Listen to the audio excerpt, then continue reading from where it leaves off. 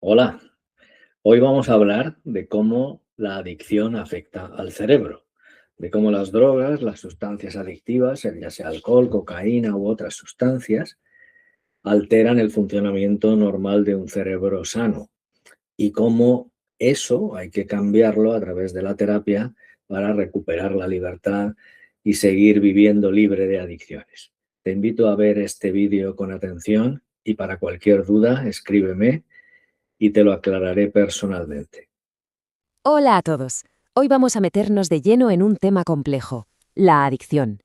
Pero no desde el juicio, sino desde la ciencia. Vamos a explorar cómo una sustancia puede, literalmente, secuestrar los circuitos de nuestro cerebro y, lo que es más importante, cómo se puede recuperar el control. Esta es la gran pregunta, ¿verdad? Una que se hacen miles de familias. ¿Cómo algo externo puede llegar a dominar la voluntad de una persona? La respuesta, como veremos, no está en la moral, sino en la neurobiología, en la pura química cerebral.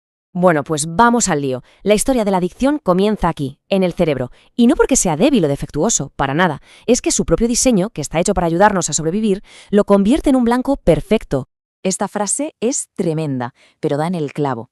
Las drogas no inventan nada nuevo. Lo que hacen, y esto es clave, es piratear un sistema que ya existe. El sistema de recompensa, el que nos motiva, nos da placer y nos ayuda a aprender. A ver, este esquema nos muestra cómo funciona ese sistema de forma natural. Cuando hacemos algo bueno para nuestra supervivencia, como comer o estar con gente que queremos, el cerebro libera dopamina. Es el neurotransmisor del bienestar, la forma que tiene la naturaleza de decirnos, oye, esto está genial, vuelve a hacerlo. Y aquí es donde la cosa se tuerce. Las drogas son como un caballo de Troya. Entran en el sistema imitando a nuestros mensajeros químicos, pero lo hacen a lo bestia. Para que nos hagamos una idea, drogas como la cocaína pueden liberar hasta 10 veces más dopamina que una recompensa natural. Es una inundación, un tsunami químico para el que el cerebro sencillamente no tiene defensas. Claro, esta sobrecarga no es algo que pasa y ya está, no es una simple resaca. La exposición continua a estas sustancias provoca cambios físicos, cambios reales y duraderos en la propia arquitectura del cerebro. Aquí está el meollo de la cuestión. El mismo mecanismo que nos permite aprender a tocar la guitarra o hablar un idioma, la plasticidad sináptica, es el que las drogas secuestran. El cerebro aprende la adicción con una fuerza brutal, la graba a fuego, convirtiéndola en lo que se conoce como un aprendizaje patológico. Si bajamos al nivel microscópico, es una reacción en cadena. La droga llega a la neurona, esto activa ciertos genes que a su vez fabrican nuevas proteínas, y estas proteínas modifican las conexiones. El resultado final es un cambio en la conducta, sí, pero un cambio que empieza en lo más profundo de la biología celular. Y esta imagen es que es increíblemente clara. A la izquierda vemos una neurona normal. A la derecha, una que ha estado expuesta a drogas. Se ve perfectamente cómo le han crecido nuevas ramas, nuevas conexiones. Es como si el cerebro construyera autopistas directas para la droga. Y ojo, estos cambios físicos se mantienen durante al menos un mes después del último consumo. Como es lógico, estos cambios físicos tienen consecuencias muy reales en el día a día. Explican por qué salir de una adicción se siente, a menudo, como intentar escapar de un laberinto a oscuras y sin mapa. Y estas características no son decisiones conscientes, son los síntomas directos de un cerebro alterado. Esa falta de control, ese deseo irrefrenable, o seguir consumiendo a pesar de que todo se desmorona, todo eso es el reflejo de esos circuitos que se han remodelado. Esta tabla nos enseña algo interesante. Cada droga tiene su propia llave para entrar en el cerebro. La cocaína bloquea un transportador de dopamina, el alcohol actúa sobre otros sistemas. Son mecanismos de acción diferentes. Pero al final, es como si todas esas llaves distintas abrieran la puerta de la misma habitación, la vía final de la recompensa. Por eso, sustancias tan distintas pueden generar una adicción con patrones tan parecidos. Y claro, ¿qué ocurre si de repente quitamos la droga? Pues que el cerebro, que se había acostumbrado a funcionar con ella, entra en cortocircuito.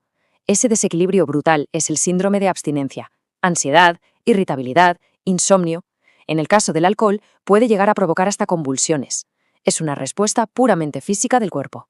El impacto a largo plazo puede ser tremendo. Esta imagen es demoledora. Vemos las neuronas de serotonina, que son cruciales para regular el ánimo. En un cerebro normal están densas, sanas.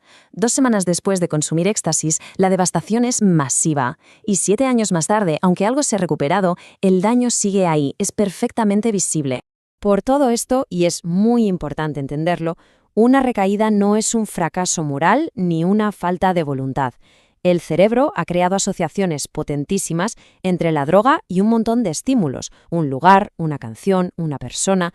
Volver a exponerse a uno de esos detonantes puede activar esas autopistas neuronales y disparar un deseo casi incontrolable. Pero, y aquí viene la parte más importante, la de la esperanza.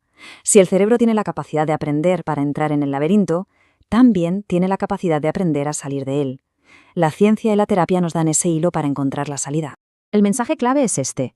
La recuperación es un proceso activo de reaprendizaje. Se trata de aprovechar esa misma plasticidad cerebral para construir caminos nuevos, respuestas nuevas y, en definitiva, conductas mucho más sanas y libres. Y esto no es solo teoría. Existen programas muy concretos como el programa Victoria, que lleva en marcha desde 1984 y que se enfoca precisamente en eso, en dar a las personas las herramientas que necesitan para reeducar a su cerebro. El programa es, básicamente, una hoja de ruta para la recuperación.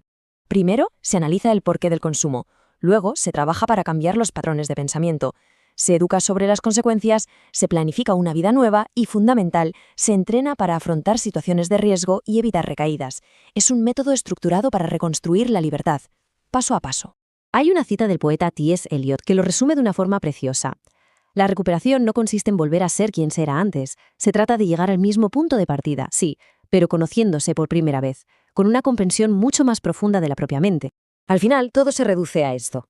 La recuperación es un viaje de autodescubrimiento, casi de exploración neurobiológica. Y el primer paso, quizá el más valiente de todos, es reconocer que se necesita una vía para iniciarlo. La ciencia nos muestra que el cambio es posible. La pregunta que queda en el aire es, ¿qué se necesita para dar el primer paso en esa exploración?